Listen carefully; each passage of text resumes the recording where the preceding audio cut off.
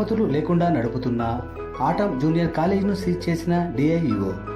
సంగారెడ్డి జిల్లా కంది మండల కేంద్రంలో ఉన్న ఆటం జూనియర్ కళాశాలకి ప్రభుత్వం నుండి ఎలాంటి అనుమతులు లేకుండా అక్రమంగా నడుస్తున్న కారణంగా ఈరోజు యుఎస్ఎఫ్ఐ జిల్లా అధ్యక్షులు తాటికొండ రవి ఆధ్వర్యంలో ధర్నా నిర్వహించి కళాశాల భవనాన్ని డిఐఈఓ ఆధ్వర్యంలో సీజ్ చేయడం జరిగింది. ఆటం జూనియర్ కాలేజ్ అనేది స్టార్ట్ చేసిండ్రు. ఇంకా కాలేజ్ మేనేజ్మెంట్ వీళ్ళకి నోటీస్ కూడా ఇవ్వడం జరిగింది. పర్మిషన్ లేకుండా అడ్మిషన్ చేయొద్దు, క్లాసులు నడపొద్దని వాళ్ళకు చెప్పడం జరిగింది.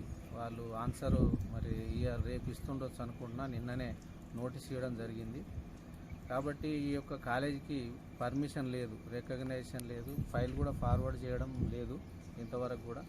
కాబట్టి పిల్లలకు, పేరెంట్స్కి, సంగారెడ్డి సరౌండింగ్ అందరికీ చెప్పేది ఏంటంటే ఈ కాలేజీలో పిల్లల్ని అడ్మిషన్ చేయొద్దు, ఫీజులు కట్టి పిల్లల యొక్క భవిష్యత్తుని పాడు చేసుకోవద్దు.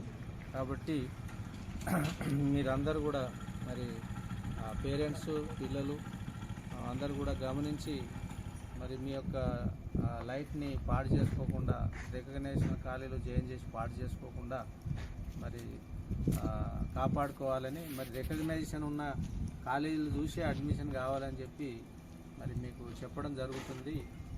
కాబట్టి మీరందరూ కూడా జాగ్రత్త వహించాలి ఈ కాలేజీ విషయంలో. ఎట్టి పరిస్థితుల్లో మీరు పర్మిషన్ వస్తే తప్ప ఈ కాలేజీలో జాయిన్ కాకూడదని సంగారెడ్డి సరౌండింగ్ ప్రజలకి, స్టూడెంట్స్కి, సంగారెడ్డి పిల్లలకి అందరికి కూడా చెప్పడం జరుగుతుంది.